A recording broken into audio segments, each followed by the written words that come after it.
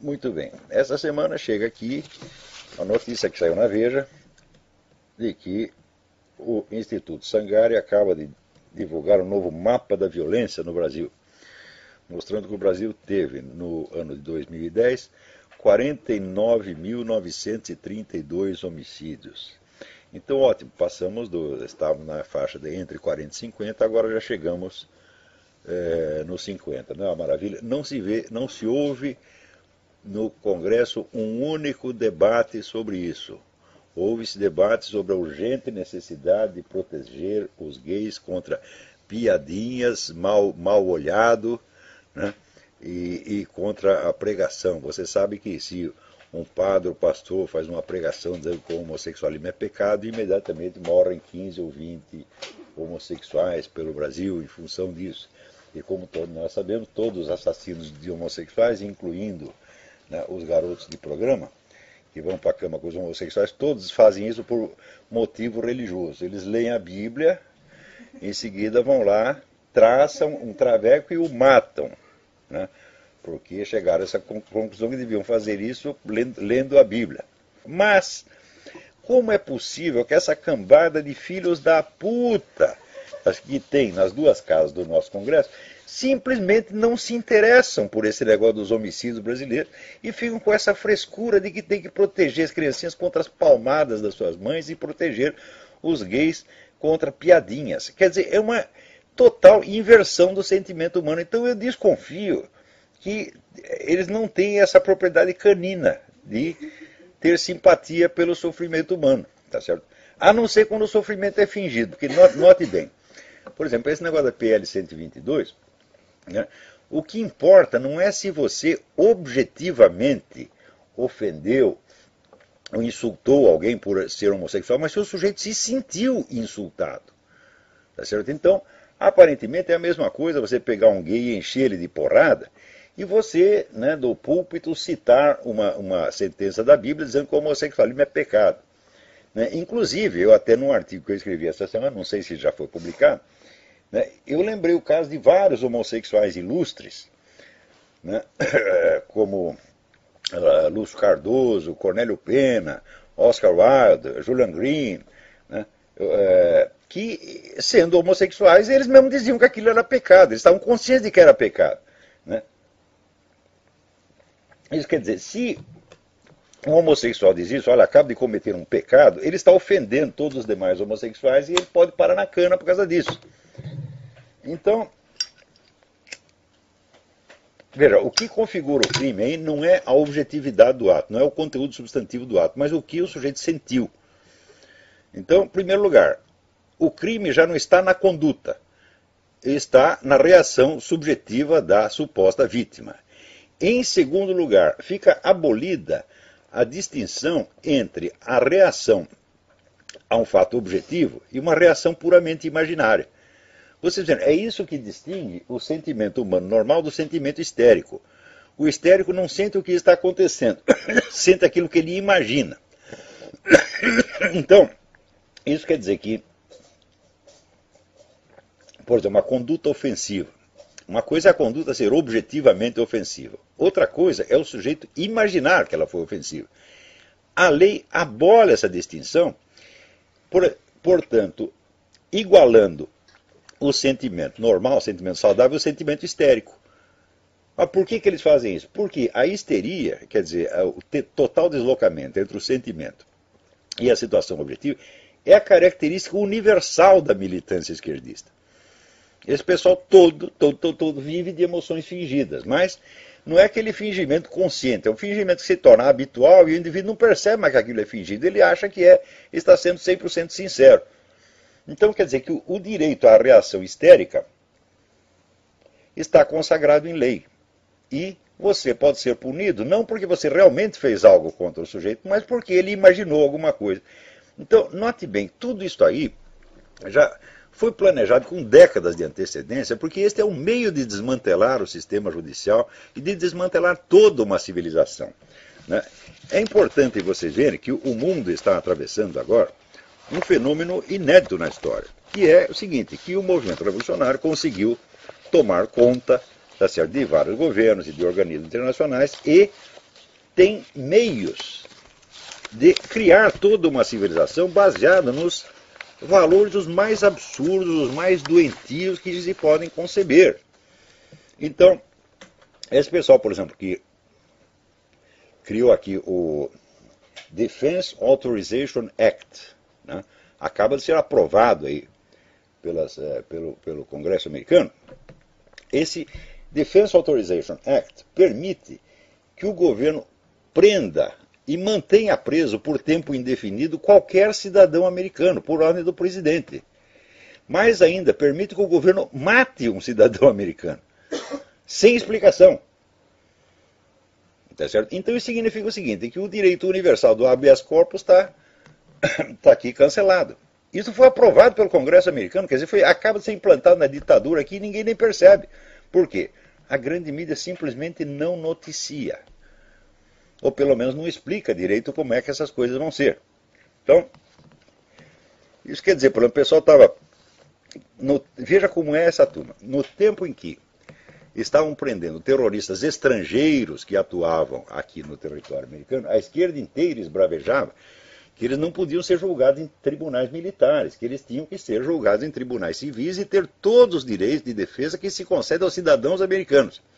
Agora esse direito acaba de ser tomado dos cidadãos americanos pelas mesmas pessoas que se mobilizaram para dar esses direitos aos terroristas estrangeiros presos no território. Isso está acontecendo então, diante dos nossos olhos e pouquíssimas pessoas percebem quais são as consequências reais. Então, você acha, por exemplo, que no Brasil, esta deputada não sei o que, Surita, essa aqui inventou a lei da palmada, ela é capaz de avaliar as consequências civilizacionais disso? Você imagina, por exemplo, nas escolas no Brasil, já é muito perigoso você ser professor ou professora, porque os professores são frequentemente agredidos por seus alunos e não acontece nada para esses alunos e o professor se reclama e ele ainda corre o risco de perder emprego. Não teve aquele caso do sujeito que tocou fogo no cabelo da professora, tempo atrás, já faz um ou 2 anos, né? E teve uma menina que correu para socorrer a professora. Muito bem, esta menina começou a ser perseguida pelo resto da classe e ela teve que sair da escola. Porque não tinha mais ambiente. Agora, e o incendiário? O que aconteceu para ele? Absolutamente nada. Então você vê que há, da parte do nosso governo, uma política deliberada de fomentar a conduta antissocial, de fomentar o banditismo, tá certo? E de perseguir condutas que não são criminosas de maneira alguma. Né? Quer dizer, esse pessoal da Farc, por exemplo, atua livremente no território brasileiro, é recebido por governadores, ministros, é bem tratado, e todo mundo sabe que eles estão aí vendendo droga. É isso? O Fernandinho Beiramar não confessou que ele, todo ano, várias vezes, trocava armas que ele trazia do Líbano por cocaína da Colômbia, né? Então, todo mundo sabe qual é a fonte da cocaína, tá certo? Não são os tais dos cartéis que já foram totalmente desmantelados, é a Farc hoje tem o monopólio. Então, esse pessoal do Congresso assiste tudo isso e fica lá discutindo se deve pôr na cadeia, né, a mãe que deu uma palmada na bunda do filho. Inclusive, a distinção entre o que é um mero, vamos dizer, um castigo elementar e o que é agressão física acabou de ser anulada, não há mais diferença. Não é isso? Então, agora,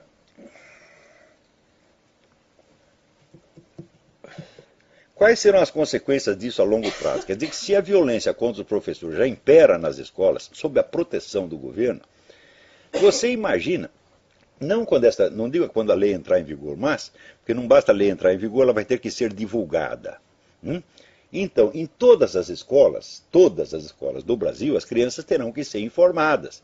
Se o papai ou a mamãe, né, dá uma palmada em você, você tem que denunciar na delegacia. Tá certo? E mais ainda, o professor, se o aluno chega lá contando, meu pai me deu uma palmada, ela é obrigada por lei a denunciar o sujeito à polícia. E note bem que a mesma medida está sendo adotada aqui, simultaneamente. Meses atrás eu já disse para você, tudo quanto é lei que se implanta no Brasil vem pronta dos organismos internacionais, concebida em escritórios de engenharia social, dessa elite globalista, e vai tudo pronto para o Brasil e o pessoal diz amém. Então, quando se solta uma lei dessa no Brasil, você pode ter certeza que na mesma hora a mesma lei está sendo adotada na Espanha, nos Estados Unidos, na Alemanha, no raio que eu parta. É tudo global, tá certo? E esse aspecto, vamos dizer, de intervenção estrangeira na legislação nacional não é nem sequer discutido. Agora, você imagina quando todas as crianças do Brasil estiverem informadas, né, desta lei e todos os professores estiverem informados. Você imagina a tempestade de denúncias que vai haver. Agora, ainda esta sem vergonha desta deputada tem a cara de pau de dizer que isso não vai interferir nada em processo de guarda das crianças. Eu digo, bom, nada disso está previsto na lei, mas é impossível que não interfira, materialmente impossível. Porque em qualquer discussão sobre guarda de criança, se eu sei que o outro tem lá 5 ou 6 queixas nas costas porque ele deu palmada na bunda das crianças, né, você imagina se o marido enfesado não vai alegar isso contra a mulher contra o marido. É claro que vai. Tá certo? Então, isso quer dizer que tomar crianças de seus pais vai se tornar a coisa mais fácil. E mais ainda, se as crianças nas escolas já estão persuadidas de que elas podem bater no professor, xingar, tocar fogo, fazer o que quiser sem ser punidas, tá certo? Na escola, imagina como elas ficarão a hora que elas entenderem que elas não serão punidas em casa também. Porque imagino que esse sujeito que tocou fogo no cabelo da professora, pelo menos umas palmadas da mãe ele levou em casa, já que o governo não faz nada contra ele, a mãe pelo menos faz. Mas agora ela também não poderá fazer. Isso significa que, bastando você ser de menor, você está autorizado a fazer o que você quiser. Esta lei foi concebida como incentivo ao banditismo, uma coisa de longo prazo. Não é simplesmente assim, se a criança não levar a palmada, ela vai se comportar mal. Não é assim, não é pelo efeito individual, mas pelo efeito estatístico geral que isso vai ter. Agora, imagina se essa dona Surita fez algum estudo a respeito. Quais serão as consequências dessa medida? Assim como, por exemplo, quais serão as consequências da tal da PL 122. A própria dona Marta Suplicy, que é uma pessoa muito boa, muito cordata, ela até reconheceu que não é justo impedir que padres, pastores, rabinos falem alguma coisa contra o homossexualismo dentro dos seus templos. Ou seja, você está prisioneiro no seu templo, só pode falar as coisas lá dentro. Falou na rua, você está ferrado. Isto modifica completamente a estrutura social brasileira inteira. Tá certo? Porque no Brasil atualmente, legalmente, não há nenhum limite a que você diga o que quer que seja, em qualquer lugar que seja. Você pode expressar a sua opinião em qualquer lugar. A partir daí passa a haver um limite geográfico, como existia na antiga União Soviética e como existe hoje no Irã.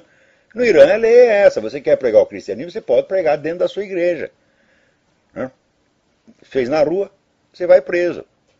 Tá certo? Na Coreia era até um pouco pior. Na Coreia, se você fosse visto com a Bíblia, você podia ser condenado à morte. Agora, tem gente, essa turma do PC do B, tá certo? Isso é um bando de filha da puta, tá certo? Lá, chorando porque morreu o tal do Kim Jong-il. Meu Deus do céu! Olha de que essa gente gosta, porra! Hã? Pois não tinha aquele jornal, A Hora do Povo, que mais de 10 anos atrás já soltou uma manchete: Stalin foi o maior democrata de todos os tempos, né? Eles gostam dessas coisas, meu Deus. Então é claro que isso aí, quer dizer, é um apego mórbido. E isto é obviamente apologia do genocídio.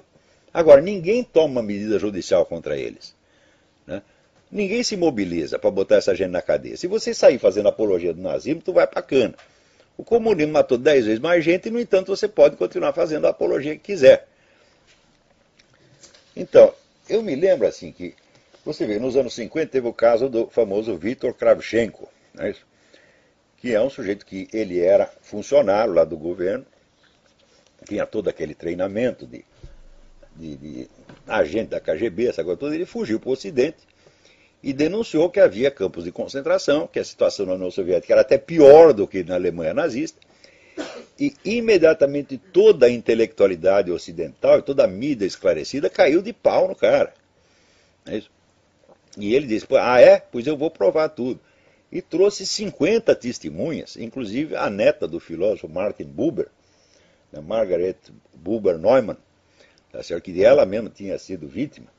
Ela esteve em campo de concentração comunista e depois foi trocada, né? Porque você vê, o Stalin tinha essa gentileza, ele trocava prisioneiros com Hitler, né? Ela sendo judia, né? Ela ficou um tempo no campo de concentração soviético e depois foi entregue para os nazistas e foi parar, eu não lembro mais em que campo alemão foi. E ela diz, olha, a mesma coisa, o que eu sofri num, sofri no outro. Tá certo? Só tem uma diferença, nos campos soviéticos tinha muito mais gente. Né? E em matéria de vítimas, hoje se sabe que a quantidade de vítimas civis do governo soviético não é só stalinismo, não é só no tempo do Stalin, foi antes do Stalin e depois do Stalin também é a mesma coisa. Está entre 60 e 70 milhões, não tem nada de 20. O pessoal dizia 20 milhões, não. Vê lá, né, na página do professor R.J. Rummel com a estatística atualizada e vocês vão saber. Agora, quando ele fala isso, sempre aparece, né, alguma Dona Maria Vitória Benevides, algum cara Navarro de Toledo, dizendo, não, você está fazendo estatística macabra. Eu digo, minha filha, a estatística não é macabra. Macabra é o que vocês fizeram, porra. Quer dizer, você somar o número de crimes parece que é pior do que você cometer os crimes. Né? Então, todos eles entraram com o negócio antiquantitativo. É proibido somar. Sim, claro que é proibido somar, porque vocês matam muito mais gente que os outros. É claro, vocês não querem que eles façam a conta.